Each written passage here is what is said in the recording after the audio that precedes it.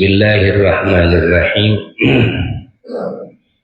Alhamdulillahirabbil alamin. Wa afdhalus salati wa atamut taslimi ala sayyidina Muhammadin wa ala alihi wa sahbihi ajma'in. Amma ba'du.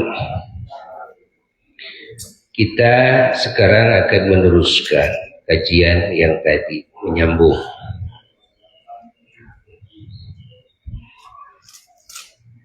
Nah, sambil nyana kopi, bebas sambil ngopi. Oh, nyana kopi sambil nyimak.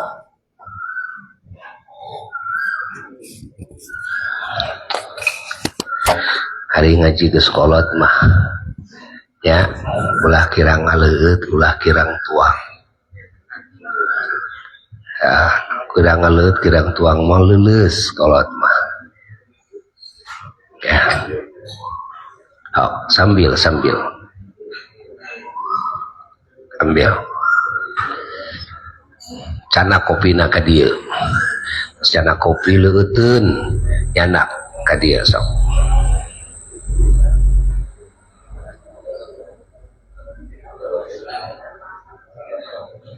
Oh, aya roti aya naon tuh. Sok nyanakan. Kedah dieu sian heula bilih salatri cekolot mah. Pejit Quraisyin ngaranna teh naon eta teh? Enggak. Insyaallah.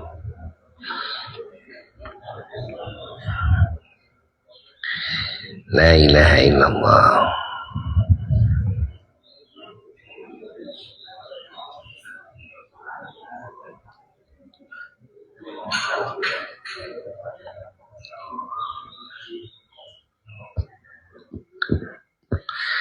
Orang sambil simak anu nyanakan lingih deui dipayun di dia sambil ngopi nyantai. Kita akan meneruskan ya sedikit pembahasan tentang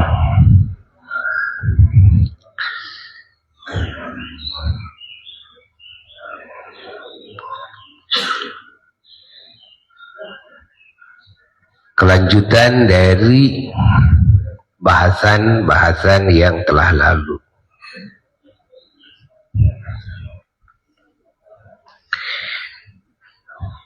Di mana kita semuanya wajib bersyukur kepada Allah Jalla Jalaluhu wahdah atas hidayah dari Allah, petunjuk dari Allah yang sangat mahal sekali.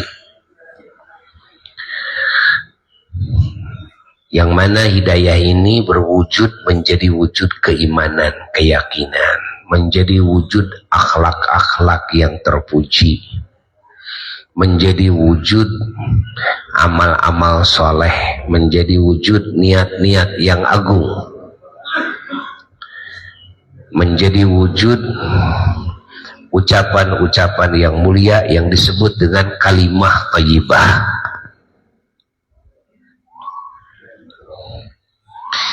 Itulah hidayah ya.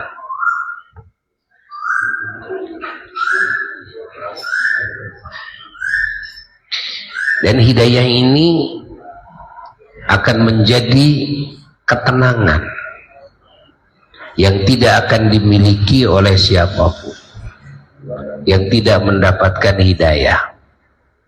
Hatta menghadapi kematian akan tenang, bahkan bahagia. Karena apa? Karena hidayah, petunjuk Allah.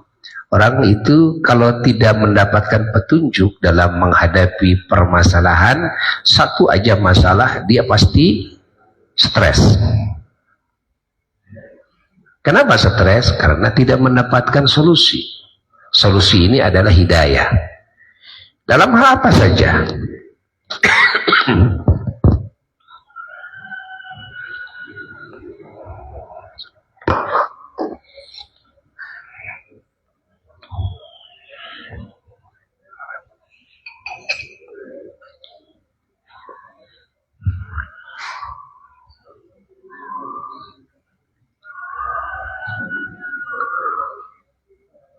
Karena orang yang mendapatkan hidayah itu dia tidak akan tersesat. Ketika dia aman dari tersesat, maka dia akan merasa tenang. Orang yang tidak mendapatkan hidayah, dia akan tersesat.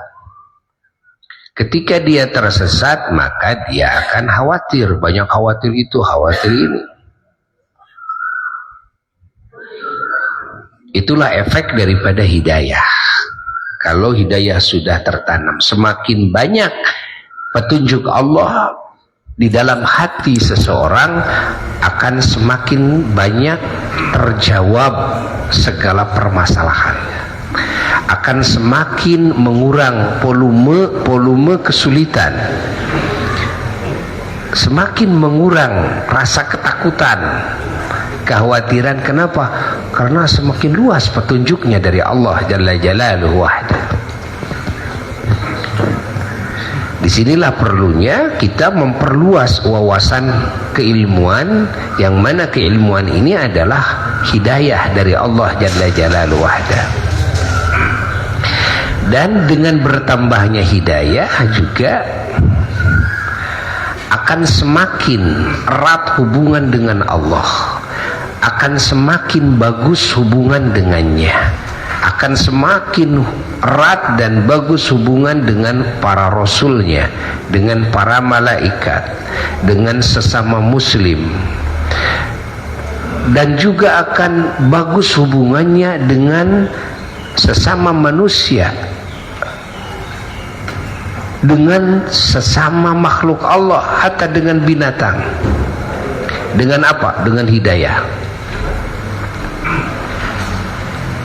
Dengan hidayah manusia akan mendapatkan keuntungan yang sangat besar, keuntungan yang abadi, keuntungan di dunia, keuntungan di kubur, keuntungan di akhirat, dan keselamatan, kebahagiaan, kemuliaan di dunia, di kubur, dan di akhirat. Dengan apa? Dengan hidayah.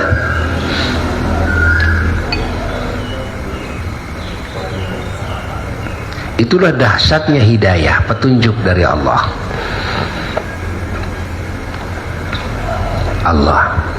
Dengan hidayah maka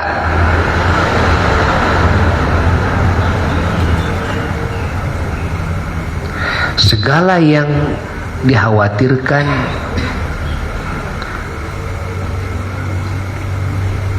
akan terbentengi, segala yang diinginkan akan tercapai dengan hidayah, karena hidayah itu solusi.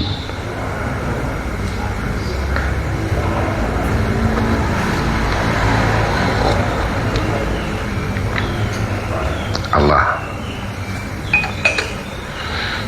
Dan hidayah ini adalah seluruh kandungan wahyu Allah.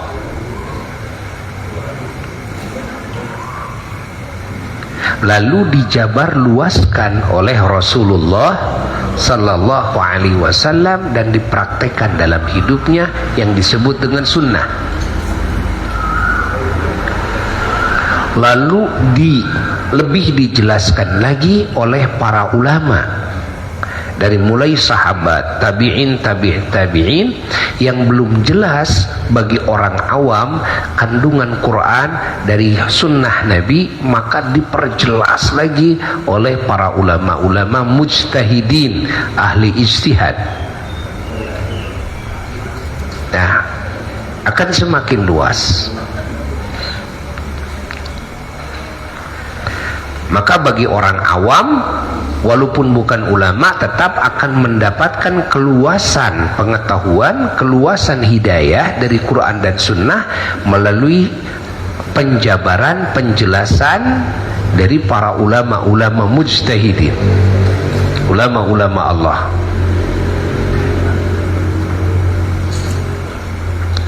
Sehingga hatta orang awam sekalipun yang tidak pernah mesantren, ya, yang tidak jadi ulama, tetap akan mendapatkan keberuntungan, mendapatkan keselamatan, mendapatkan kemuliaan setinggi-tingginya dari Allah dengan hidayah tersebut. dengan cara adalah mengkaji lewat bimbingan ulama, menerima arahan-arahan, penjelasan-penjelasan tentang kandungan Quran dan Sunnah dari ulama-ulama Allah.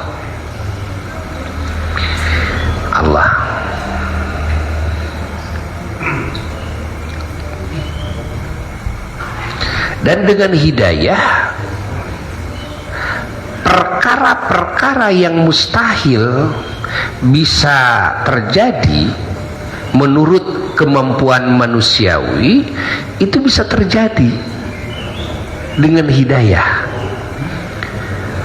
Maka lahirlah mukjizat-mukjizat para rasul, para nabi.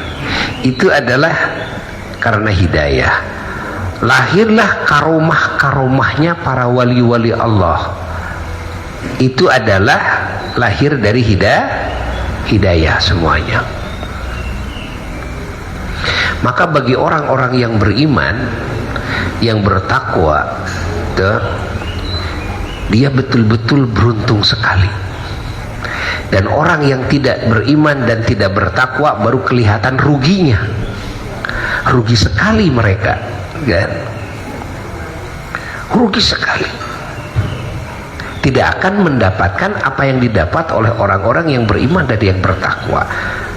Orang yang beriman bertakwa di dunia saja akan mendapatkan buahnya.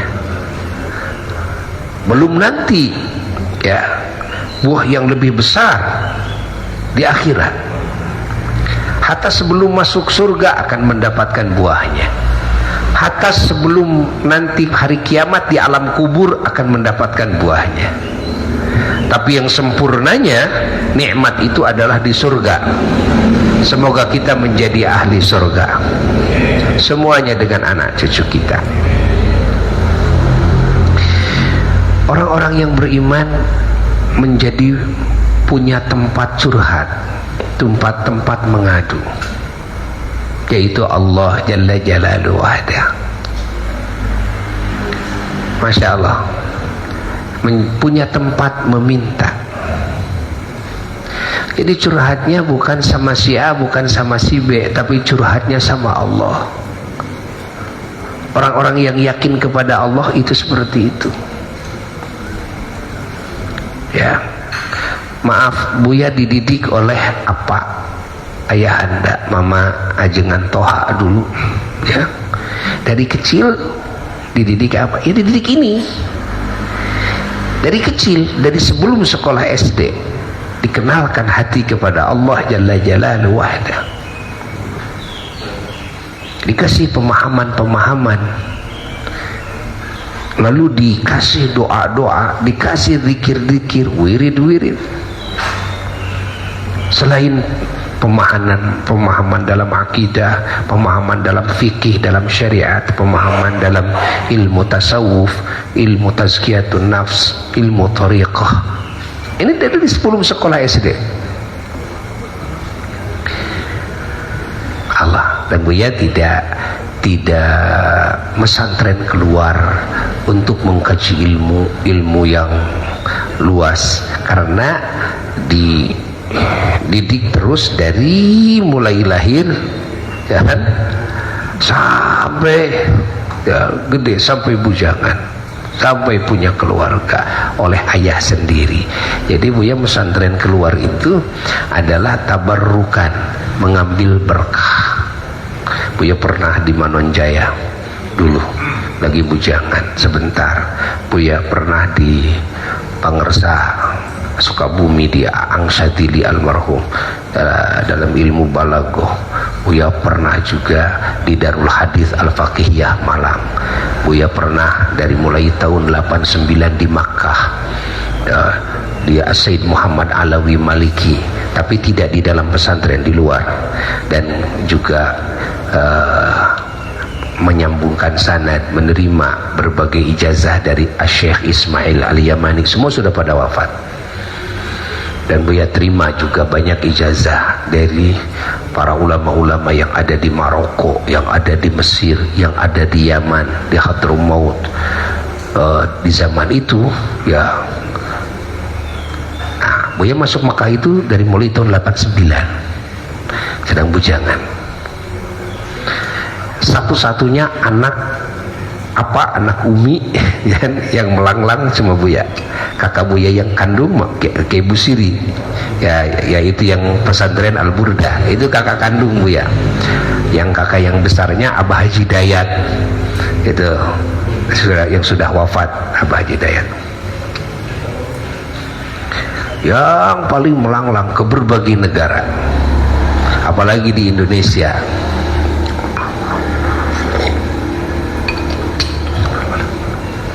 Jadi guru-guru banyak sekali ya. Ada satu guru Buya di Bali namanya As-Said Ali Bafaki, beliau salah satu muridnya Syekhuna Khalil Bangkalan Madura. Ayah Buya itu pesantrennya adalah satu di Cibabat, yang Raden Muhammad Kurdi Cibabat, waliullah, wali besar, ulama besar yang melahirkan para ulama-ulama besar di zamannya, dan diasuh oleh putranya juga yaitu Buya Lon, Kiai Ahmad Zaini Dahlan. Lalu setelah itu pindahlah ke Cibaduyut, yaitu Eyang Raden Muhammad Zarkashi Cibaduyut, Mama Eyang Cibaduyut, yang diziarahi terus makamnya itu sampai sekarang. Beliau itu gurunya para ulama-ulama besar di zamannya ya, termasuk Mama Eyang Rende, yang Ahmad Zakaria Rende yang masyhur karomahnya, itu murid sama Cibaduyut. Mama Rende memiliki murid-murid ulama-ulama besar, diantaranya Mama Gentur, Mama Eyang Kurtubi, Eyang Satibi, itu murid sama Rende. Terus Mama Kiai Muhammad Sanusi Cantayan Sukabumi, itu muridnya sama Rende. Sama Rendenya murid sama Cibaduyut. Dulu pesantren di Cibaduyut sampai dimukimkan oleh ama Cibaduyut di mana, di Jelegong. Jelegong dulu bawahan Soreang kan, sekarang jadi Kota Waringin, sekarang Kota Waringin. Nah, rumah itu dari semenjak hidup sudah diberikan ke Buya sampai sekarang. Nah, cuma Buya, kenapa Buya ke Sumedang? Karena salah satu leluhur Buya dulu yaitu Mbah Bukhari ya, yang diminta oleh Pangeran Sumedang karena masih saudara dengan Pangeran Sumedang, saudara dengan para dalam-dalam yang ada di Jawa Barat, masih saudara. Ke atasnya itu rumpunnya ke Kangjeng Syarif Hidayatullah Cirebon dan ke Prabu Siliwangi. Ada yang dari jalur Raden Faku Ainal Yakin Sunan Giri, ke bawahnya ke Eyang Pemijahan Syekh Abdul Muhyi. Syekh Abdul Muhyi Pemijahan itu punya putra, diantaranya adalah Eyang Dalem Bojong. Eyang Dalem Bojong yang istrinya Eyang Dalem Sumili yang ada di Singaparna itu. Eyang Dalem Bojong punya putra Eyang Somadin, Eyang Somadin punya putra Eyang Asmadin, Asmadin punya putra Eyang Agung Zainal Arif Mahmud. Nah, Eyang Agung Zainal Arif Mahmud ini punya putra, ada yang dari istrinya yang pertama yang dari Singaparna yaitu Eyang Ta'zimuddin, lalu nikah kepada Nini Tigigir Buyut Mah Arjibah Buyut Mah Arjibah punya putra Mama Eyang Cikungkurak, Eyang Jenal Alim Cikungkurak, waliullah tuh makomnya diziarahi. Ada Eyang Amin Cijerah. Eyang Amin Cijerah itu ayahnya Mama Eyang Cijerah. Mama Eyang Cijerah itu Eyang Muhammad Syafi'i, gurunya para ulama. Eyang Cijerah itu. Lalu Eyang Prabu Cigonewah, adiknya Eyang Amin itu. Yang Prabu Cigonewah itu punya putra Mama Oye, Mama Muhyiddin, Mama Fakih Cigonewah, Mama Ajengan Sukasari Ciwidey, kan?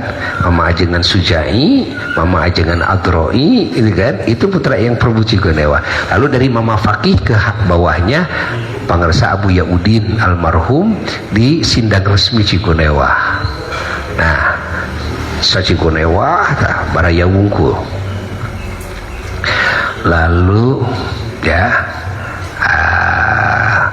ada istrinya Eyang Agung yang dari Cipatik, ya, yaitu di Cipatik itu ada waliullah namanya Eyang Dalem Ibrahim Cipatik, ya.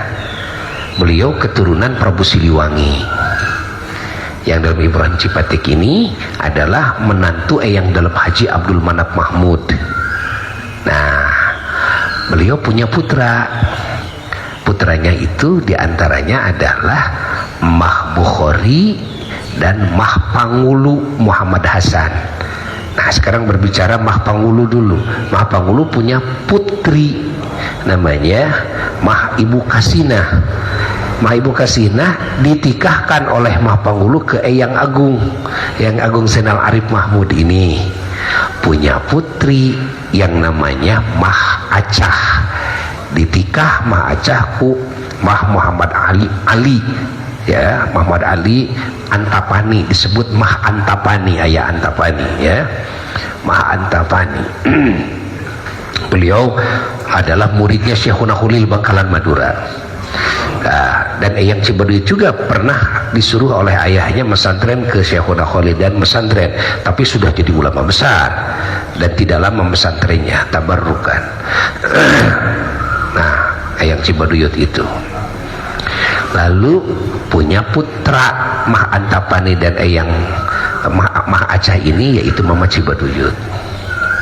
Putranya itu murid-murid Mama Cibaduyut, wah, mana-mana, termasuk Mama Sukamiskin, murid Mama Cibaduyut, termasuk ayahnya Mama Ajengan Sya'roni, Palgenep, ayahnya, ya, Abah Palgenep itu masih keturunan Mahmud, masih saudara Buya dengan beliau.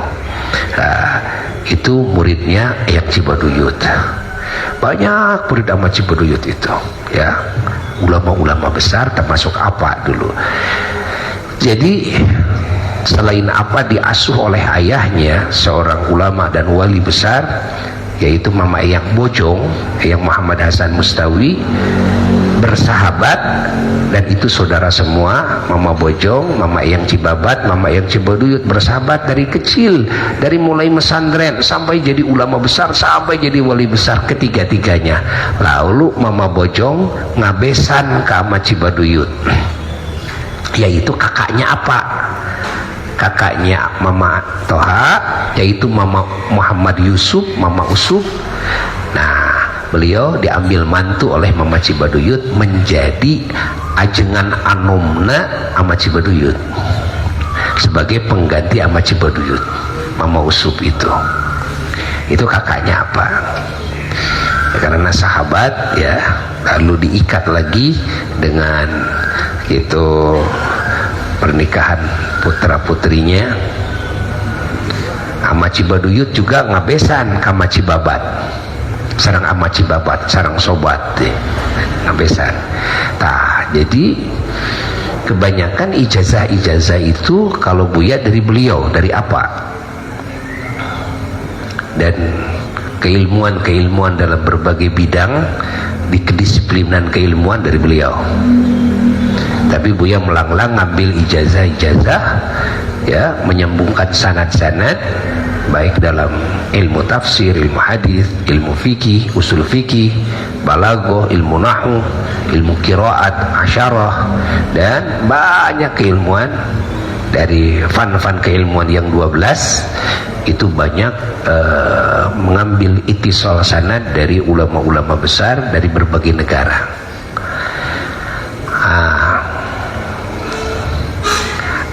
Mama Eyang Cibaduyut, Mama Eyang Cibabat, dan gurunya apalagi Mama Eyang Rende dan ayahnya. Dari mana silsilah beliau keguruannya? Di antaranya Mama Cibaduyut, beliau ada guru-gurunya yang di Indonesia adalah Mama Ciwedus, adalah Mama Selajaya. Itu guru Mama Cibaduyut. Dan yang di Mekah, ulama-ulama di zaman itu, Dan termasuk Mama yang Cibabat juga.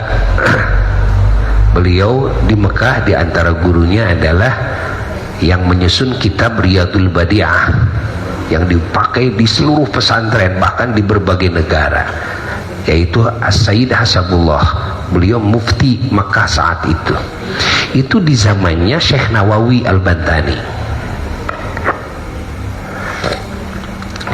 dan gurunya Mama Eyang Rende di Mekah diantaranya As-Sayyid Ahmad Zaini Dahlan yang menyusun syarah Jurumiyah diantaranya, ya, Syekh Ahmad Zaini Dahlan. Dan gurunya Amar Rende lagi satu lagi Syekh Yusuf bin Ismail An-Nabhani, itu maha guru para ulama di dunia, ya, ulama-ulama besar di berbagai negara, murid-muridnya beliau ini.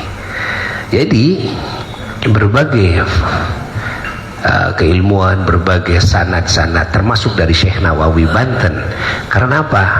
Karena kakek, ya, dan Ahmad Cibaruyut, Ahmad Cibabat setelah jadi ulama besar juga berguru menyambung sanad kepada Syekh Muhammad Alwi Sukapakir. Syekh Muhammad Alwi Sukapakir ini keturunan Mahmud juga.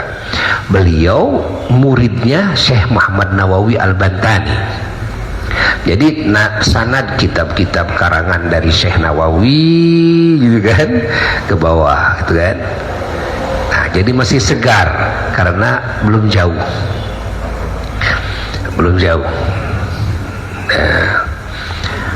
Nah, alhamdulillah, makanya saat ini Buya akan mengijazahkan yang ada dalam kitab ini, ya. Coba dipegang kitabnya. Ini Majmu'ul Aurad, kumpulan wirid-wirid, dan semua yang ada di situ adalah berijazah semuanya. Dipegang kitabnya. Yang ditulis di situ tentunya 1% juga tidak daripada yang Buya terima.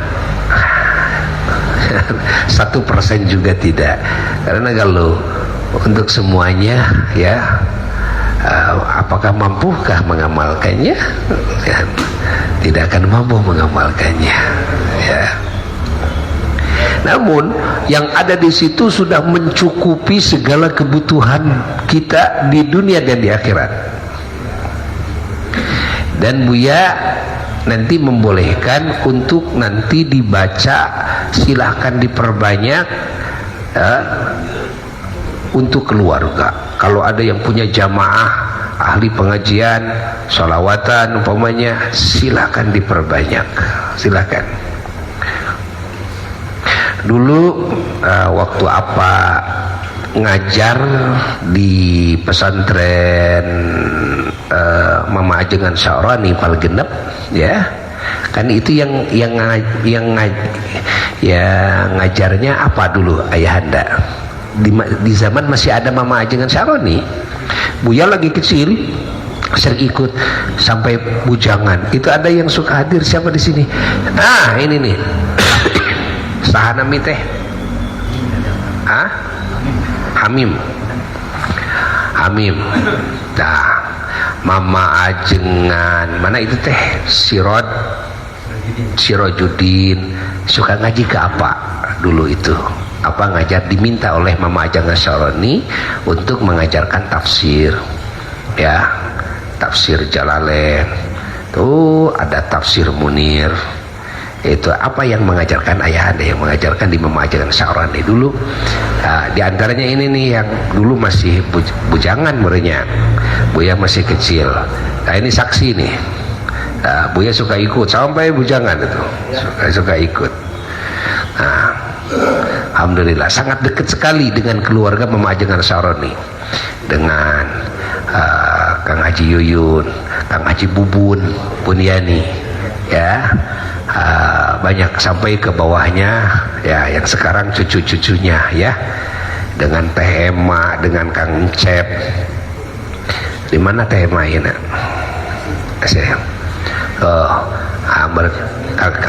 Cucunya kan Haji Agus Yasmin, gitu kan. Sebetulnya Buya itu dekat dari kecil itu, dekat dari kecil. Kang Haji Haji Agus Yasmin udah beberapa kali ke sini. Alhamdulillah. Termasuk saudara itu siapa dulu kepala Golkar almarhum Pak Haji Agus. Haji Agus Muhyiddin. Nah, Haji Agus Muhyiddin itu Caringin itu cucunya Mama Eyang Amin Cigunewah. Ya, dulu Buya kalau ke sama Pak Haji Agus itu ya dekat karena beliau sepuh Ka'pak gitu kan. Kalau ada apa-apa Ka'pak tuh ya Agus itu. Iya. Dan masih saudara. Cuma Buya kesini karena saudaranya yaitu putra Eyang dalam Ibrahim Cipatik, saudaranya Eyang Pangulu Muhammad Hasan yaitu Mah Bukhari. Mah Bukhari ini diminta oleh Pangeran Sumedang untuk menjadi penghulu di Sumedang. Nah, sampai wafat, sampai dikuburkan di Sumedang, banyak keturunannya. Ya, banyak keturunannya. Jadi apa suka cerita, dulu itu sudah punya keinginan hayang neruskeun lengkah karuhun. Nah, karena di Jelegong ada kakak Al-Burdah, dulu ada Abah Haji Dayat, ya sudah Buya mau mengembangkan. Padahal Buya dakwah pertama dari kecil sampai bujangan sampai punya anak, ya paling sampai anak yang ketiga lah, ya itu namanya Kabupaten Bandung, Kota Madya Bandung, Cimahi, KBB, Purwakarta. Jadi banyak sekali jamaah-jamaah Buya sebelum ke Sumedang, termasuk di Soreang, ya Soreang, Kasadu, Ciwidey, kemana-mana ke Banjaran. Jadi sebelum masuk Sumedang itu sudah di sana dulu. Masuk Sumedang itu mulai undangan pertama itu kira-kira tahun 97-an, dan mulai punya rumah di Sumedang di kota di Jalan Anggrek mulai tahun 2000-an. Nah, di sini tahun 2010 memulai peletakan batu pertama tahun 2011. Itu peletakan batu pertama oleh Habib Umar bin Hafid dari Tarim, dari Hadramaut, dan para ulama dari berbagai negara saat itu, hatta ulama dari Amerika, dari Malaysia, Singapura, dari Australia, dari Mekah, dari Madinah, itu pada hadir di sini waktu peletakan batu pertama. Dan subhanallah ada satu keajaiban saat itu ketika peletakan batu pertama waktu maghrib, orang-orang semua melihat di atas kepala awan lafaz Allah dengan jelas ketika berdoa semuanya. Dan jadi banyak yang melihat lafaz Allah, Masya Allah. Lalu setelah peletakan batu pertama dan datang Habib Zain bin Semit dari Madinah juga mendoakan tempat ini, datang Al-Habib Salim Asyatiri, gurunya Habib Umar bin Hafid, itu dua-duanya datang ke sini. Nah, dari semenjak itu subhanallah dengan keberkahan beliau-beliau dan doa-doa beliau-beliau, pembangunan itu sangat cepat sekali di luar, artinya min haitsu la yahtasib. Kenapa min haitsu la yahtasib? Karena Buya nggak punya perusahaan seperti usaha yang lain. Lalu yang kedua, Buya tidak bikin proposal, tidak ke pemerintah, tidak ke siapapun, ke perusahaan atau ke luar negeri dan sebagainya, tidak. Nah, dari mulai tanah di sini kira-kira saat itu 1,5 hektar sampai sekarang 18 hektar. Dan salah satu wasilahnya adalah donatur yang paling besar, ya, adalah Bapak Haji Wandi yang tadi ada pemborong PLN. Ada amanah tuh Pak Haji Wandi. Nah ini tuh ada di sini tuh. Nah ini beliau. Nah beliau itu ingin dulu ke Buya, ingin punya pesantren. Buya jawab sama beliau, ya, enggak, jangan dulu, harus betul-betul punya tanah yang luas. Berapa tanah yang dibutuhkan? Parkirnya saja sedikitnya butuh sampai 5 hektar. Beliau mungkin nggak percaya dulu itu. Nggak percaya. Kenapa? Karena jarang kan, kalau ada pengajian saja parkirnya 5 hektar, jarang kan? Jarang. Waktu itu beliau masih punya tanah berapa ratus bata ya, sama Buya belum ditanggapin. Tahun kedua belum tanggapin, tahun ketiga, dan Buya istikharah dulu. Akhirnya sampailah hasil istikharah, udah beberapa tahun Allah memberikan ilham harus diterima dan harus memulai. Lalu Buya jawab sama beliau, sekarang bismillah.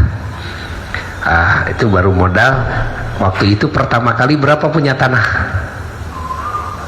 1 hektaran, cuma 1 hektar, sekarang 18 hektar.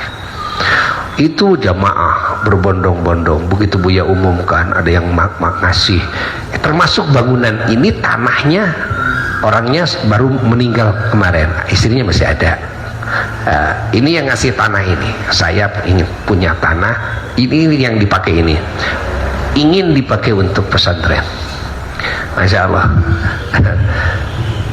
Banyak yang ngasih dari sana sini, banyak yang bantu sana sini, min haitsu la yahtasib. Makanya kalau ditanya, ya, Buya bantuan dari mana? Hanya dari Allah. Lalu bagaimana cara Buya? Cara Buya hanya ngarojokan pantau langit. Ngarojokan pantau langit gitu Buya mah. Gawe teh. Ya, kalau yang lain mah kan bikin proposal kan.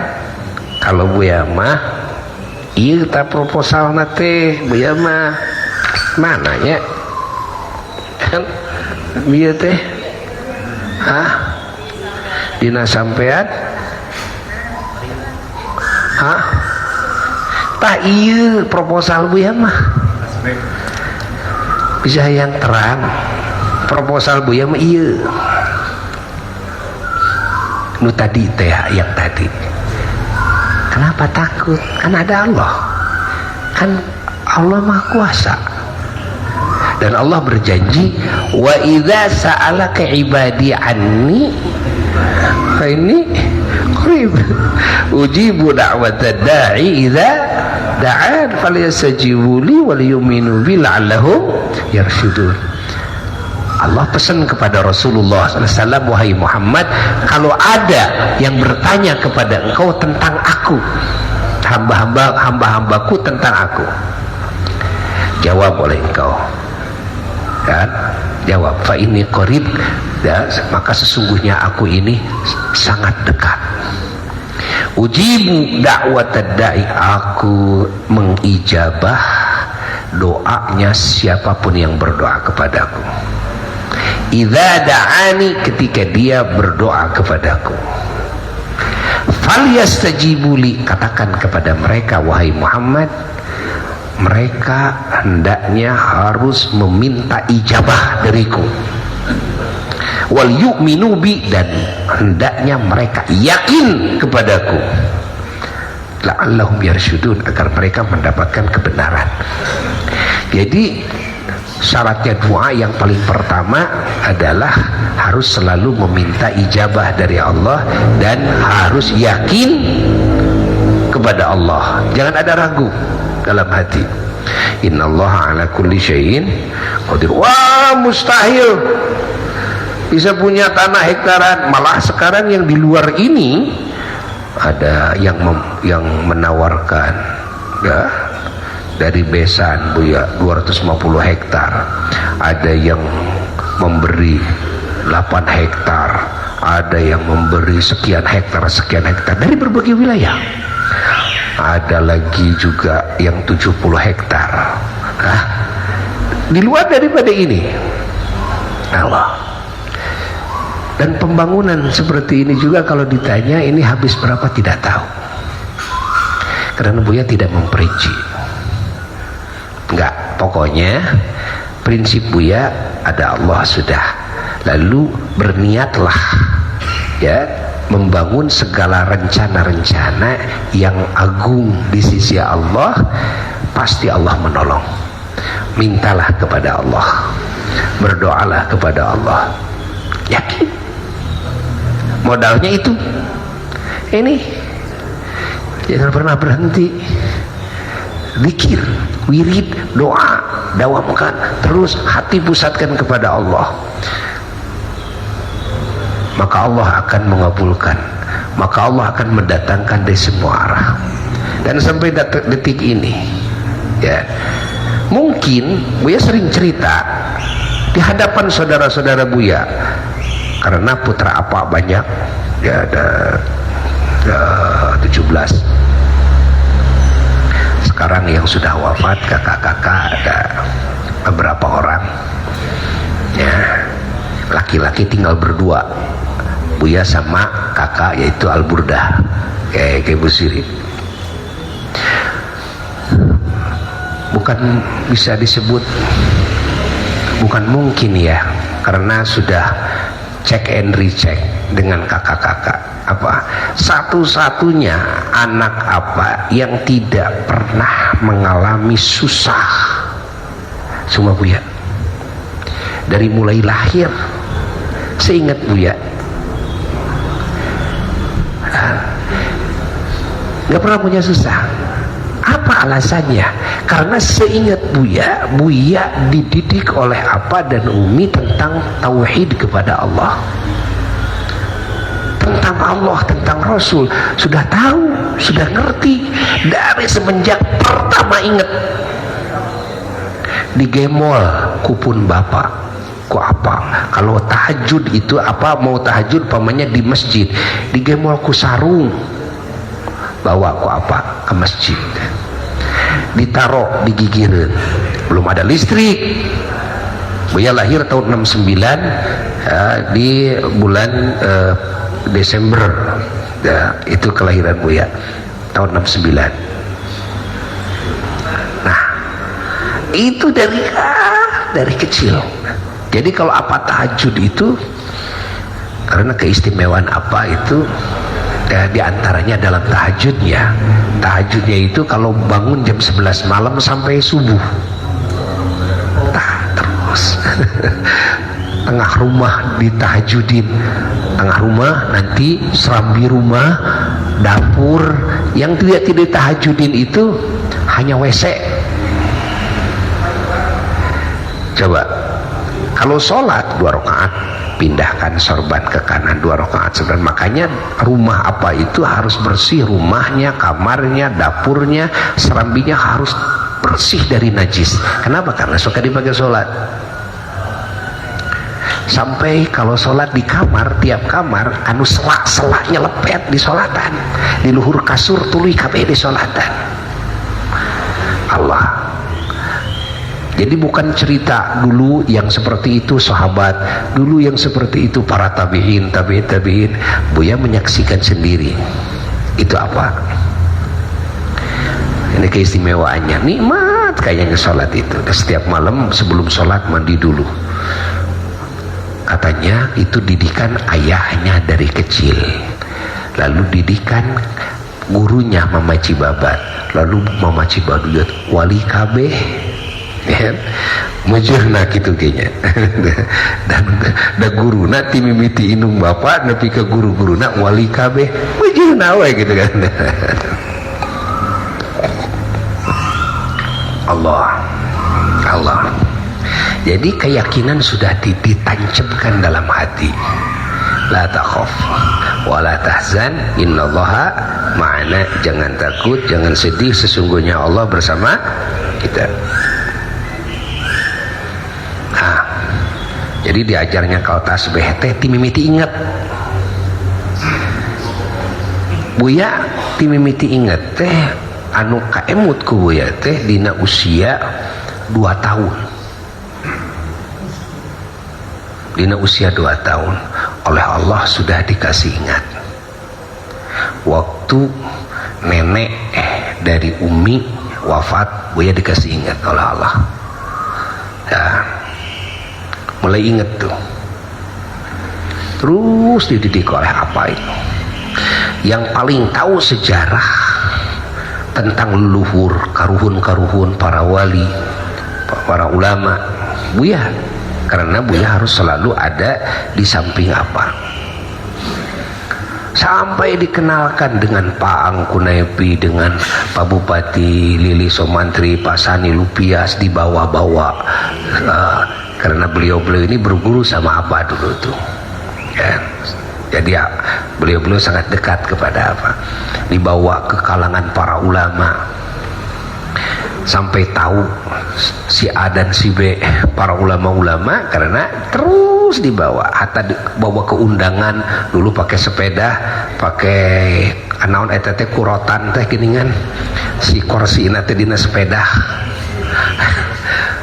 Belum ada itu kan. Nah, Masya Allah. Dan pemahaman Quran, pemahaman hadis dalam berbagai keilmuan itu dicurahkan dari apa? Allah sudah memberikan pemahaman dari semenjak kecil, sehingga dari semenjak kecil Buya tidak pernah curhat kepada apa? Kepada Umi, apalagi kepada yang lain dalam hal apapun. Kenapa? Karena sudah dididik dan tidak ada yang lebih pantas dicurhati ya kecuali Allah. Tidak ada yang lebih pantas disandari kecuali Allah. Tidak ada yang lebih pantas diminta pertolongannya kecuali Allah. Karena diajarkan seperti itu. Nah, akhirnya segala sesuatunya kalau curhat sama Allah saja. Gak punya duit, ya minta aja sama Allah. Curhat aja begitu. Kalau takut sama ada seseorang yang jahat dan sebagainya, ya sudah, curhatnya sama Allah, minta dijaga dan sebagainya, kan?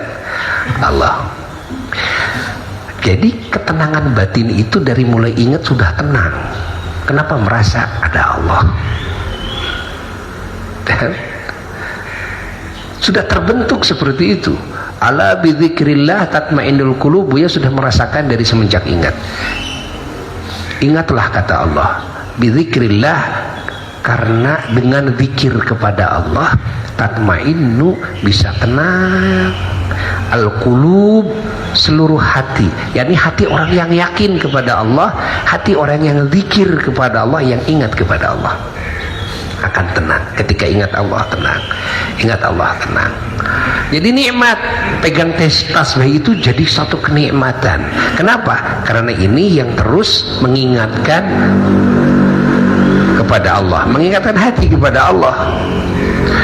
Ayah hanca wirid la ilaha illallah, karena sangat banyaknya ijazah dari guru dan itu harus berusaha dibaca, kan? Baca salawat sehari harus sekian, baca ini harus sekian, baca ini harus sekian, harus sekian, harus sekian. Akhirnya penuh.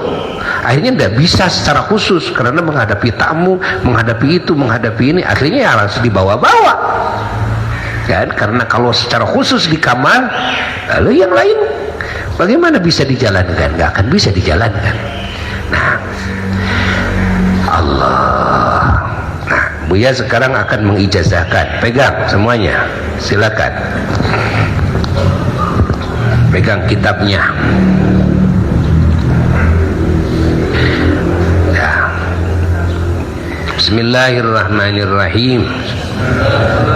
Asyhadu an la ilaha illallah wa asyhadu anna Muhammadar Rasulullah. Asyhadu an la ilaha illallah wa asyhadu anna Muhammadar Rasulullah. Asyhadu an la ilaha illallah wa asyhadu anna Muhammadar Rasulullah. Allahumma salli ala Sayyidina Muhammad wa ala alihi wa sahbihi wa sallim. Allahumma salli ala Sayyidina Muhammad wa ala alihi wa sahbihi wa sallim.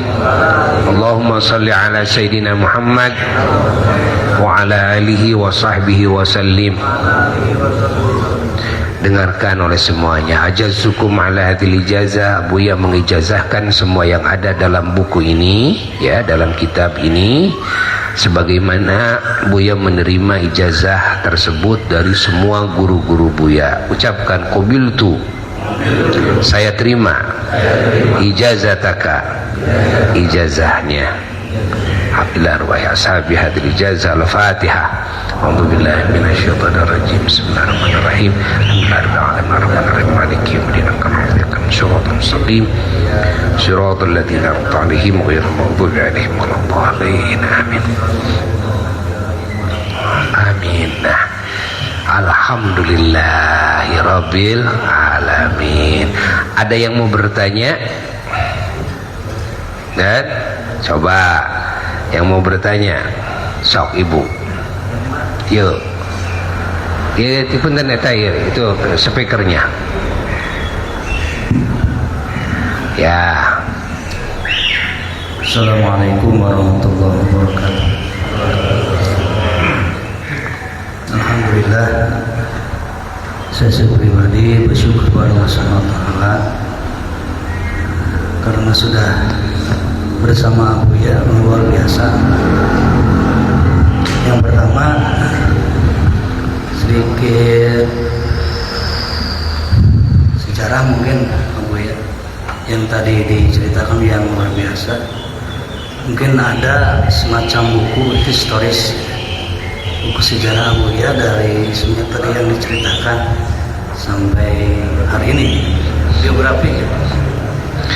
Kami juga perlu tahu, karena kalau tidak tahu mungkin kami juga ingin selamat, karena sama kami, sama saya gitu mungkin tidak seberapa dibanding dengan Buya. Jadi kalau sudah bersama, sudah punya guru mursyid, mungkin mudah-mudahan Buya menjadi syafaat. Kemudian yang kedua, saya juga secara pribadi masih keluarga besar Palu Serap, Pak Buya. Mama Edi, Mama Ajeng Edi. Mertua istri itu Bu Neneng. Putranya Haji Malik. Oh iya. Haji Malik. Jadi kebetulan kami juga keluarga besar di Palu Serap, ada semacam apa ya, cerita gitu. Alhamdulillah. Kemudian yang berikutnya terkait dengan buku ini, Buya, mungkin ada tip-tip khusus atau waktu-waktu khusus untuk membaca ini. Hari kapan gitu ya. Terus kemudian bisakah diamalkan dengan santri atau siswa, karena alhamdulillah kami juga punya santri, punya siswa. Karena Abah Haji Ang, masalah salat. Mungkin itu untuk mudah-mudahan ilmu yang didapat secara pribadi, kemudian ada ijazah ini juga, Masya Allah, bisa amalkan di Palu Serap, di pesantren Haji Arang. Alhamdulillah. Assalamualaikum warahmatullahi wabarakatuh. Alhamdulillah. Untuk biografi itu Buya belum tuliskan secara mendetil, dan anak-anak Buya juga ingin tahu, tapi Buya sering cerita. Jadi ada rencana menuliskan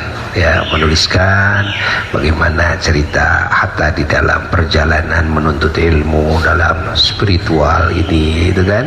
Nah, bagaimana ceritanya dari awal itu tentunya akan menjadi buku yang sangat tebal sekali ya. Anak-anak juga ingin sekali, tapi Buya sudah cerita panjang lebar dengan mereka, kumpulin. Makanya Buya itu sama keluarga besar itu membuat satu WA, semua keluarga ada di situ. Dan lalu kalau memberikan penjabaran tentang keilmuan dan nasihat dan arahan itu di situ, semua mendengarnya dengan voice note, penjelasan. Jadi kalau untuk dibukukan belum, kecuali hanya sedikit sekali. Lalu tentang tadi Buya bahagia sekali ya. Berarti ada kaitan itu dengan Buya itu. Dan sahabat apa dulu Mama Ajengan Edi, Mama Ajengan Junaidi, itu sahabat apa?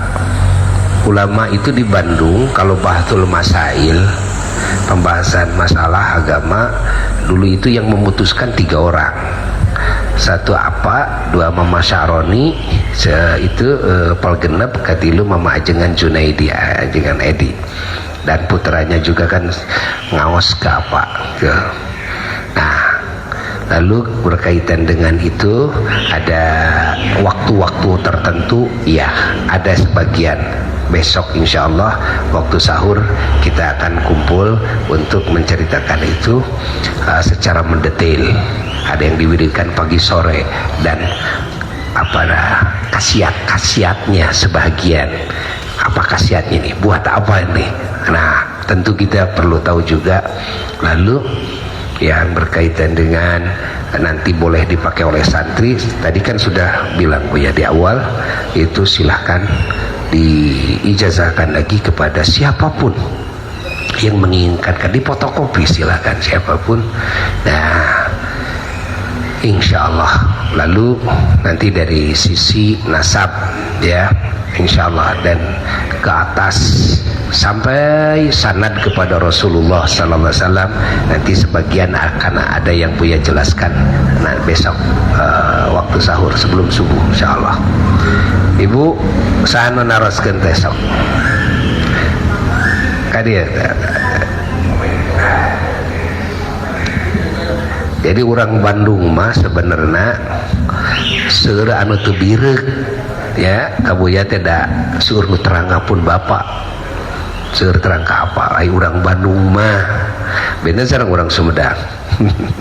Urang Sumedang mah beh dieu arapaleunna.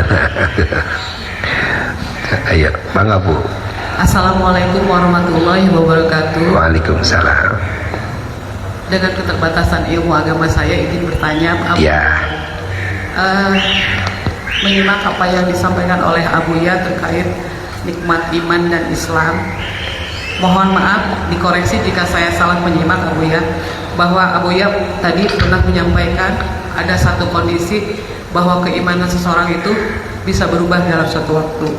Yang tadinya beriman bisa menjadi kufur, kemudian dari yang kufur bisa menjadi soleh dan solehah. Mohon koreksi jika salah menyimak Abuya.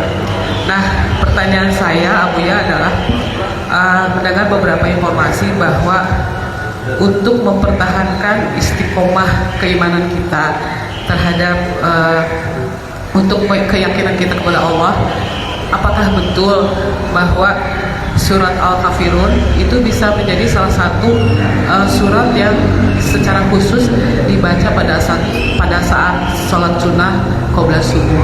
Itu saja mungkin Abuya. Hatur nuhun. Wassalamualaikum warahmatullahi wabarakatuh. Dan betul apa yang tadi Buya katakan, dan betul apa yang Ibu jelaskan, bahwa salah satu keterangan ya yang menjelaskan ketika mendawamkan dalam sholat sunnah fajar atau subuh membaca 2 surat, satu Qul ya ayyuhal kafirun dan Alam Nasroh, rakaat kedua Kulhu dan Alam Taro.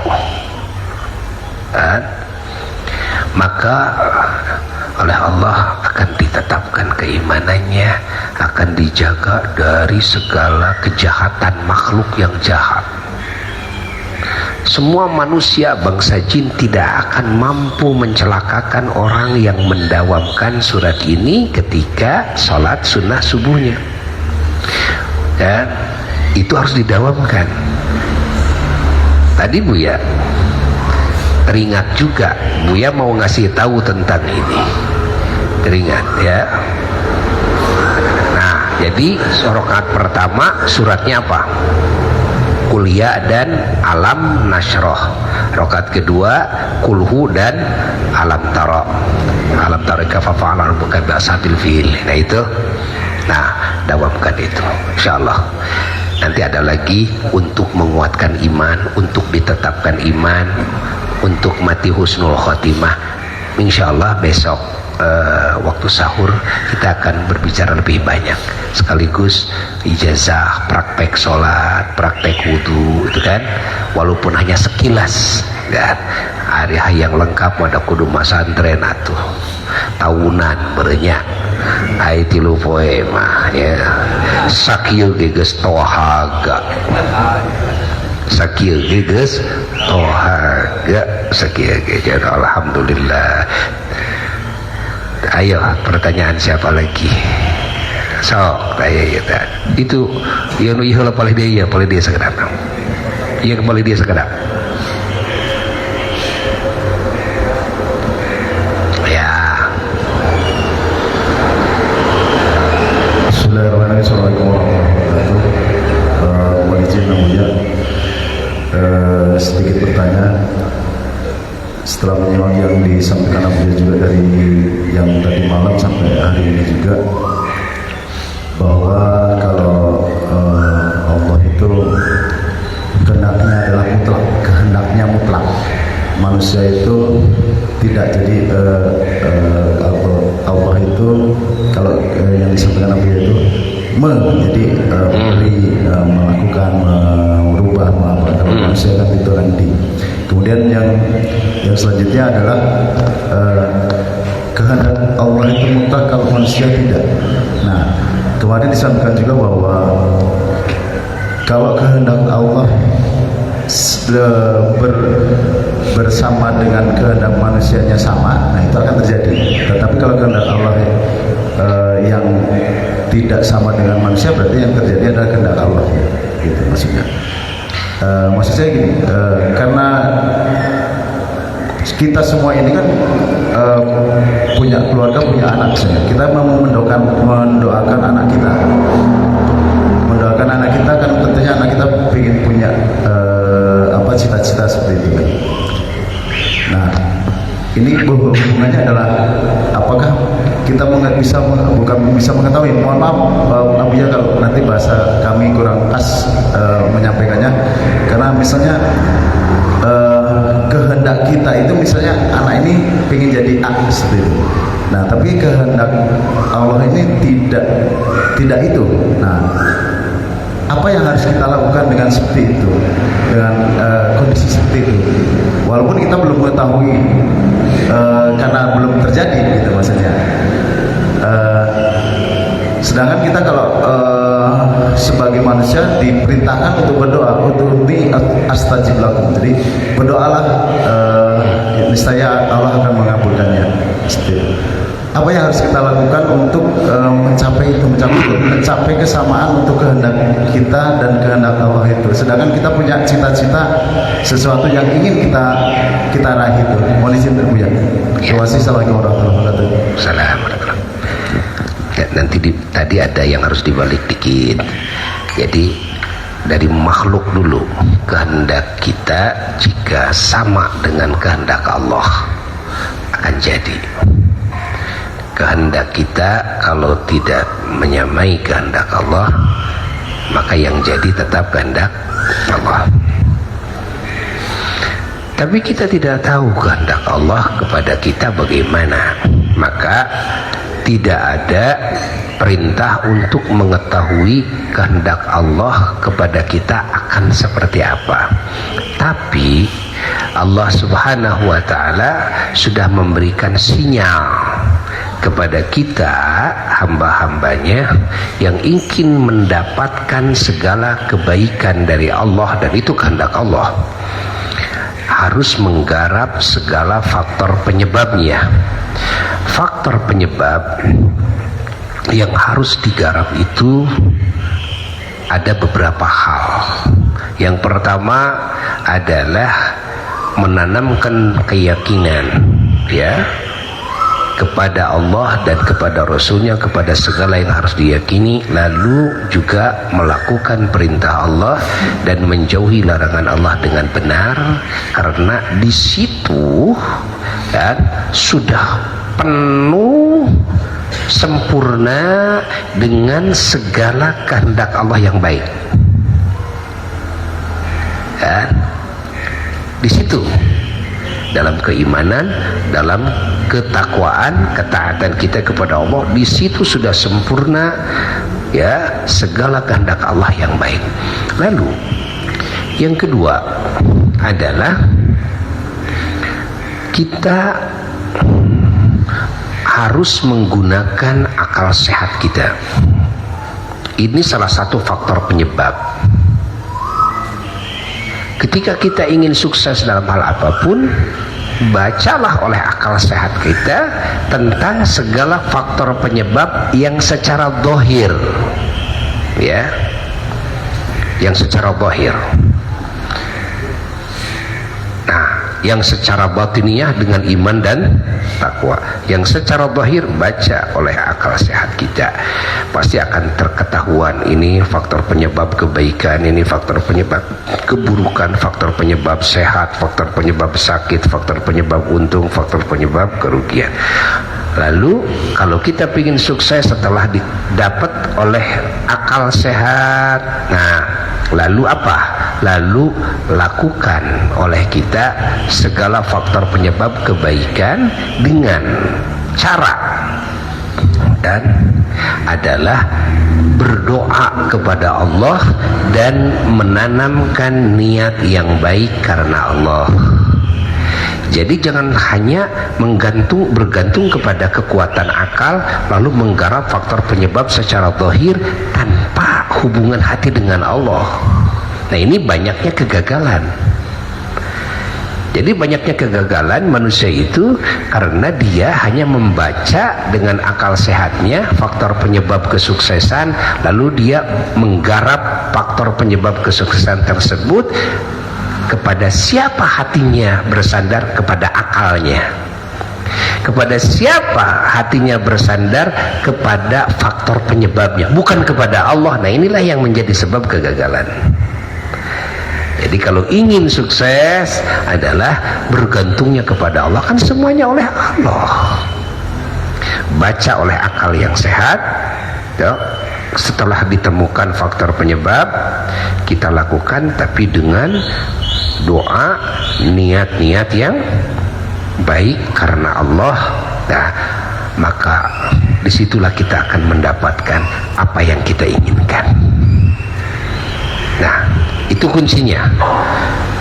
Dan dari deretan amal dan kalimah thayyibah yang Allah ajarkan melalui Rasulullah SAW dalam Islam, dalam agama, di situ ada kalimat-kalimat khusus yang faidahnya adalah untuk menjawab apapun yang kita inginkan. Makanya ada ayat untuk sehat, ada ayat Quran untuk nanti kalau diwiridkan dunia ditaklukkan kepadanya, ada ayat Quran kalau diwiridkan kita akan dapat jodoh, akan dapat anak, akan dapat jabatan, akan dari ayat Quran, dan Nabi sudah mengatakannya. Artinya setiap kalimat itu ada khasiatnya masing-masing yang dikehendaki oleh Allah. Oleh sebab itulah perlunya kita mendapatkan ijazah-ijazah secara khusus tentang ini. Saya ingin naik jabatan terus, tidak pernah berhenti, ya. Ada. Saya ingin punya jodoh, ada. Saya ingin dunia ini tunduk kepada saya, ada. Mau apa? Saya ingin sehat, ada. Doanya yang secara khusus. Dan nah, untuk sampai dikabul bagaimana tahapan-tahapannya? Nah, nanti insya Allah akan dibahas dalam pertemuan besok, kiat-kiat agar doa dikabulkan. Nah, besok ya tambah insya Allah. Terus apa lagi pertanyaan? Iya. Itu tuh iya caket ya. Dia tuh jauh teuing. Soke duaan, sok narosna duaan di linggih, calik sok dirangkum ku buya, insyaallah. Assalamualaikum warahmatullahi wabarakatuh. Assalamualaikum. Mohon izin kemudian dari kemarin saya sudah mendengarkan dan menyimak apa yang disampaikan oleh Buya. Saya menyimpulkan, tapi mohon izin kalau misalnya saya salah untuk diluruskan. Yang saya tangkap yang pertama bahwa Allah itu telah menetapkan dalam azalinya bahwa seseorang itu akan menjadi menjadi ahli surga ataupun ahli neraka. Nah, pertanyaannya, apakah azalimnya Allah ini menjadi rahasia bagi seseorang sehingga seseorang itu tidak mengetahui akhirnya itu akan kemana, sehingga kewajiban seseorang itu hanya menjalankan ibadah, ataukah seseorang ini bisa mengukur dirinya sendiri apakah yang bersangkutan ini akan menjadi ahli surga ataupun ahli neraka. Barangkali itu pertanyaan Abu Ya, mohon untuk dibimbing. Terima kasih. Wassalamualaikum warahmatullahi wabarakatuh. Sok sakan tenan orang senaya duaan. Hatur nuhun Abu Ya. Assalamualaikum warahmatullahi wabarakatuh. Waalaikumsalam. Mungkin ini apa yang saya sampaikan ada relate dengan kehidupan saya Pak Abu Ya, dimana memang dulu saya punya cita-cita dan salah satunya adalah sudah terkabul, pengen jadi abdi negara Pak. Dan salah satunya kalau berkenaan dengan keduniawian, saya pengen sukses di dunia usaha dan itu sudah berjalan. Namun demikian dalam proses perjalanan Abu Ya, hampir-hampir saja saya tergelincir kehilangan yang namanya iman dan Islam, karena pernah ada dalam hati bersuudon kepada Allah Subhanahu wa Ta'ala, di mana ketika itu terjadi adalah saya punya usaha yang menurut hemat saya itu sangat memungkinkan bagi saya dan keluarga. Namun pada akhirnya usaha itu diambil kembali sama Allah, hancur sehancur-hancurnya. Dan kalau boleh terbuka juga memang ya, ketika saya berusaha, saya memang tidak punya modal, apakah itu dari orang tua langsung ataupun dari teman, dari saudara, otomatis adalah mohon maaf kita menyekolahkan SK kita ya di salah satu ya bank yang memang dipercaya oleh pemerintah daerah. Nah, dari modal tersebut saya menjalankan usaha, berkembang, maju, dan akhirnya pada dasarnya hancur biasa. Dalam hal ini Abu Ya, mohon maaf teman-teman, kita serius tapi santai ya. Saya berpikir terus Abu Ya, menitik beratkan kepada apa yang pernah terjadi dalam Al-Baqarah 258 sudah disebutkan, la yukallifullahu nafsan illa wusaha laha makasabat Allah yang makasabat, bahwasanya Allah tidak akan memberikan ujian kepada hambanya apabila tidak sesuai dengan kemampuannya. Bahwasanya juga sering saya mendengar dari para kiai bahwasanya ada satu kalimat, perbaiki sholatmu, insya Allah Allah akan perbaiki duniamu. Selang berjalan waktu Pak Abu Ya, saya banyak wirid, banyak zikir dan lain-lain, tapi kesannya apa yang saya cita-citakan untuk menutupi apa yang menjadi karena hutang itu seolah-olah belum terkabul, terijabah oleh Allah Subhanahu wa Ta'ala. Inilah yang bagi saya Abu Ya, makanya salah satu nikmat yang terbesar yang betul Pak Abu Ya, nikmat iman dan Islam. Mohon maaf teman-teman, saya memang sedikit agak panjang. Nah, ini saran pertimbangan dari Abu Ya. Ada pernah saya mempertanyakan ke beberapa ulama juga, apakah kita dalam, khususnya saya dalam kehidupan ini, antara hutang dan sedekah, ada yang bilang sedekah itu akan menutupi apa yang menjadi masalahmu, sementara satu sisi hutang itu adalah wajib untuk segera dibayarkan. Pertanyaan saya Bu ya, kita harus bayar hutang dulu atau mengutamakan sedekah? Itu pertama. Yang kedua, bagaimana kiat-kiat senantiasa kita istiqomah dalam menjalankan apa perintah-perintah yang disyaratkan kepada kita Abu Ya, menjalankan hal-hal baik dan meninggalkan hal-hal yang buruk, itu Abu Ya. Yang ketiganya Abu Ya, terbersih dalam hati saya hakikat daripada bahwa bahwasanya Allah menciptakan manusia itu adalah makhluk yang sangat-sangat sempurna. Sementara kalau dilihat sekarang ini manusia itu bisa dikatakan lebih daripada hewan, ya, dengan memangsanya manusia itu sendiri, gitu. Hakikat daripada manusia yang sempurna itu, ya. Dan izin ada salam dari istri saya, ya. Kemarin soalnya istri saya fans berat Abuya, asalnya di Pak Oha, Abah Oha, karena istri saya memang sering berkunjung, bersilaturahmi kalau ada pengajian-pengajian, dan sering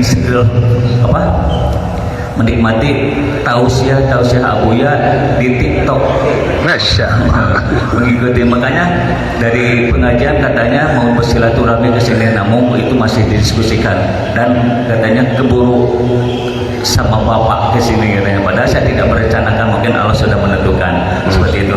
Mungkin 3 pertanyaan itu Pak Abuya yang ingin saya dengar langsung dari Abuya. Pertama adalah, apakah kita harus mendahulukan sedekah atau mendahulukan dulu? Yang kedua, kiat-kiat untuk senantiasa untuk istiqomah menjalankan segala perintahnya. Dan ketiga, hakikat daripada manusia yang sempurna.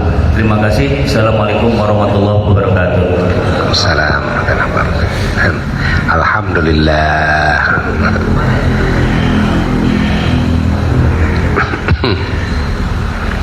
Jadi apa yang kita jalani dalam hidup sampai ujung cerita, ahli surga di surga, ahli neraka di neraka, adalah sudah ketentuan Allah di azali dan Allah merahasiakannya. Maka tidak ada jalan bagi manusia dan bangsa jin kecuali hanya untuk taat kepada isyarat-isyarat dari Allah Jalla Jalaluhu Wahdah. Dan segala isyarat-isyarat Allah itu adalah sebagai jembatan dan kepada segala takdir kebaikan.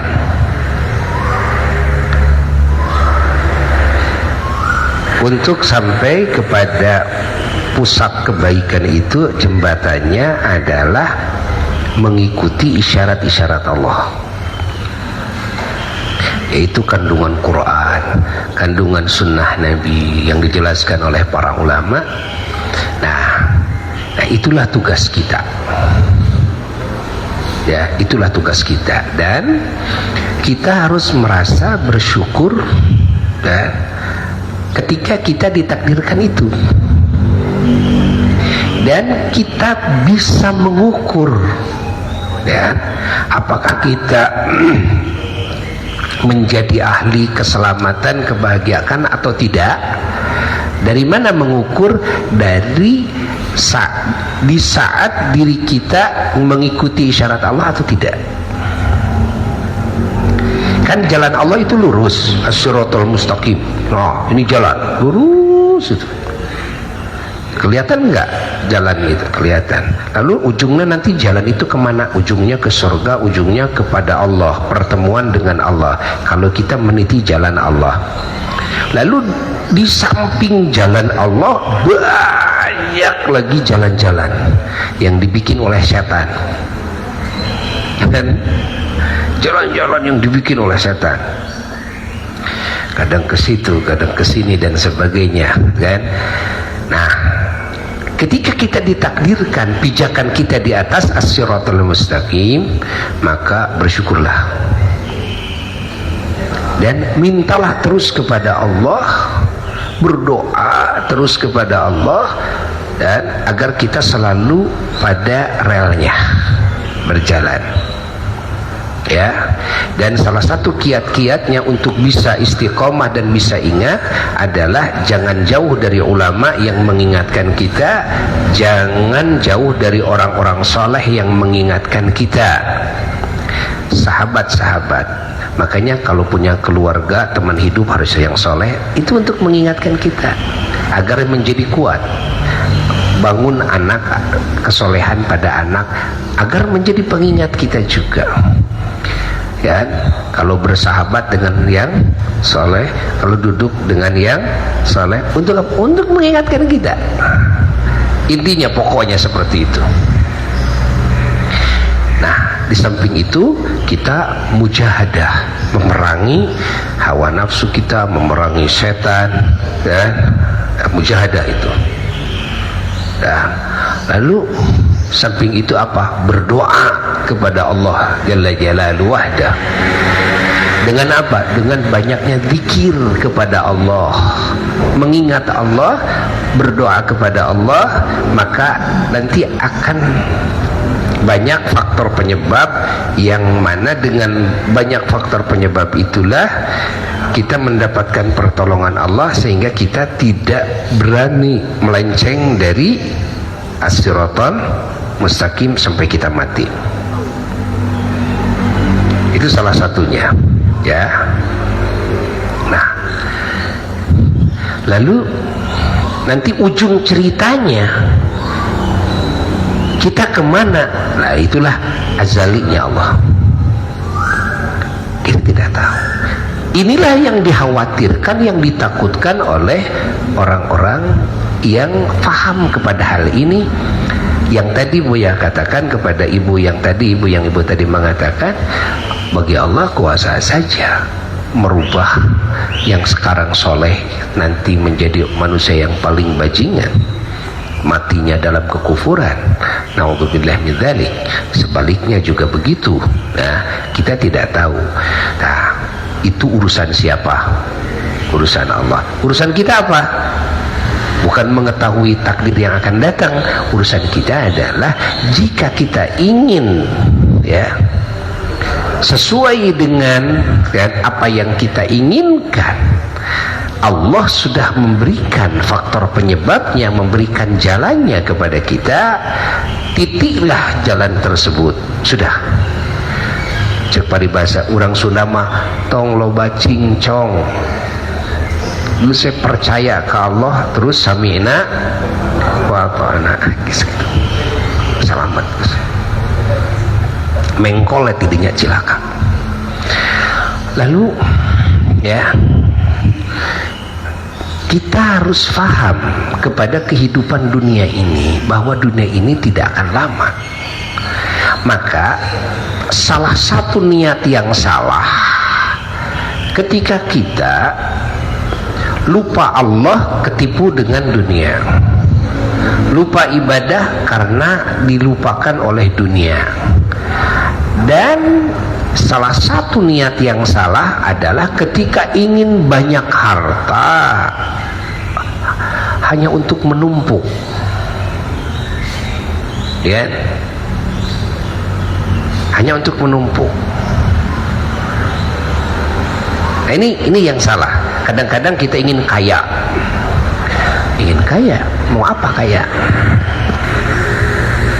Mau apa kaya? Apa tidak cukup dengan rezeki yang ada? Dan apa tidak bisa ibadah kepada Allah dengan apa yang Allah berikan saat ini? Lihat, bukankah kita akan mati? Apa artinya rumah yang mewah kalau kita mati? Deretan mobil, sertifikat. Nah, kalau kita mati, bukankah yang akan menyelamatkan kita hanyalah bagusnya iman dan bagusnya ketakwaan kita kepada Allah, bukan banyaknya harta, bukan tingginya jabatan dunia, bukan pujian orang-orang. Nah, ini makanya Allah mencela orang yang ingin menumpuk-numpuk harta, jama' amalan wa'ad dadah yahsabu anna malahu akhladah kalla la yumbadanna fil khutamah. Nah, oh saya pingin banyak sodakoh. Benarkah seperti itu? Karena keinginan sodakoh itu harus dimulai oleh kita dan menjadi kesenangan kita di saat kita tidak punya, bukan menunggu kita kaya. Siapa orang yang di saat tidak punya, di saat pas-pasan dia bisa bersedekah, dan maka tidak heran kalau dia dikasih kekayaan pun juga akan digunakan untuk sedekah yang lebih besar. Di saat dia sengsara, dia ada sifat kikir dalam hatinya, maka ketika minta banyak harta, permintaannya hanyalah penipuan. Kan? Ingat istilah orang Sunda mah omdo ayeuna wae koret. Kan? Oh, saya pingin buat beribadah-ibadah ayeuna wae kedul ibadah. Saya pingin punya mobil buat ibadah. Keur naon mobil? Mere pertulungan ka batur ku mobil urang henteu. Gitu kan? Sugan atuh mere-mere ongkos atuh ka jelema kanu rek ka rumah sakit atuh henteu. Atuh urang ngaji ka ulama sugan henteu. Da kedul ngajina oge tuluy mobil keur naon? Nah, gitu kan. Nah, kita harus mengukur itu agar kita tidak terjerumus kepada tipuan dunia, karena dunia ini menipu. Dari kesalahan itu, nah, lalu oleh Allah Ta'ala kita ditakdirkan rugi usaha kita. Berbaik sangkalah kepada Allah. Berbaik sangkalah kepada Allah, karena di saat kita yang ada pun juga kita tidak bisa mensyukurinya. Bagaimana dengan banyaknya harta? Ya. Maka bersyukurlah kepada Allah Ta'ala, kan? Bersyukur. Lalu harus bagaimana ini? Ya. Kalau sudah begini, bukan kita berniat lagi untuk banyak harta, paling sekarang itu adalah untuk menutupi hutang, karena menutupi hutang adalah wajib. Dan di saat kita punya hutang yang wajib harus dibayari oleh kita, maka kita jangan mendahulukan sedekah sunnah. Gantilah berbuat kebaikan dan kepada yang lain dengan cara yang lain. Apa? Dengan tenaga, dengan banyak mendoakan yang lain, hatta senyum di hadapan sesama juga sedekah. Tapi kalau dengan uang, ingat itu kan kita punya kewajiban. Ke Mekah aja pergi jangan, pergi haji jangan umroh jangan, kan? Tapi semua tasarrufkan, fokuskan segala penghasilan kita, walaupun harus dicicil, kepada orang-orang yang punya hak, yang itu sudah wajib bagi kita. Dan sedekah ganti, karena sedekah itu tidak hanya dengan harta saja, bisa sedekah dengan uang, dan ada sedekah yang lebih baik daripada harta. Apa? Sedekah dengan ilmu, sedekah dengan memberikan solusi kepada orang yang kebingungan. Akhirnya dia, oh ya, nah itu sedekah lebih bagus daripada duit loh, kan? Sedekah seperti itu. Nah, seperti itu ya. Lalu ada cara ketika kita mendapatkan ujian dari Allah selain baik sangka, apa? Bahwa segala musibah yang ditimpakan oleh Allah kepada hambanya, kebanyakannya dikarenakan dosa hambanya, imma dosa yang khusus hubungannya dengan Allah, wa imma dosa yang hubungannya dengan sesama makhluk. Caranya, ingin lepas dari musibah, benahi hubungan itu. Banyaklah istighfar kepada Allah, bertobat dari segala dosa, menyesali segala kesalahan, lalu minta maaf kepada orang-orang yang mana kita sudah berbuat zalim kepadanya, dan lalu jagalah hati, jagalah mulut, jagalah anggota badan dari berbuat lagi maksiat kepada Allah dan berbuat kezaliman kepada sesama, karena itulah biang keroknya segala kecelakaan, kerugian dunia dan akhirat. Biang keroknya adalah dari perbuatan manusia itu sendiri. Dan dari perbuatan manusia itu sendiri yang buruk bukan cuma berefek negatif bagi dirinya saja, tapi juga bisa berefek kepada orang-orang yang tidak berdosa. ya kan? Makanya kita yang punya kewenangan ini hati-hati kita ketika memberikan tanda tangan. Minta izin Pak Camat, ini mau ditebang nih pohon-pohon, lihat dulu, baca ke depan. Kalau ini pohon ditebang, apakah bisa jadi longsor? Apakah mohon maaf, ini gunung mau dijadikan perumahan. Perumahan manfaat, tentu manfaat dan menguntungkan ke banyak pihak. Tapi lihat, ini kalau ini kontur tanahnya gimana nih? Kalau ini dijadikan perumahan, tertutup tanah dengan tembok dan sebagainya, resapan air nggak ada, pepohonan udah ditebang, yang menguatkan nggak ada, menyimpan air nggak ada, lalu bagaimana efeknya? Nah, karena Allah sudah menyatakan seperti itu, dhaharal fasad fil barri wal bahr bima kasabat aydin nas. Jadi kerusakan di lautan, di daratan itu karena ulah manusia. Bukan cuma itu, segala kerugian sampai akhirat, sampai masuk neraka, ya kelakuan dia sendiri, manusia itu sendiri. Makanya Allah mengatakan dalam Quran, istaghfiru rabbakum innahu kana ghafara yursilis samaa alaikum midrara wa yumdidkum bi amwalin wa banin wa yaj'al lakum jannatin wa yaj'al lakum anhara. Minta ampunlah kalian kepada Allah, kata Allah nih, karena sesungguhnya Allah Maha Pengampun. Dan kalau kalian minta ampun kepada Allah, Allah mengatakan yursilis sama alaikum midrara, yang tadinya kamu tidak dapat air, Allah akan utus tuh langit untuk menurunkan air. Cuma segitu? Tidak. Wa yumdidkum bi amwalin wa banin. Kalau kalian tidak punya harta, ya, Allah akan kirimkan harta.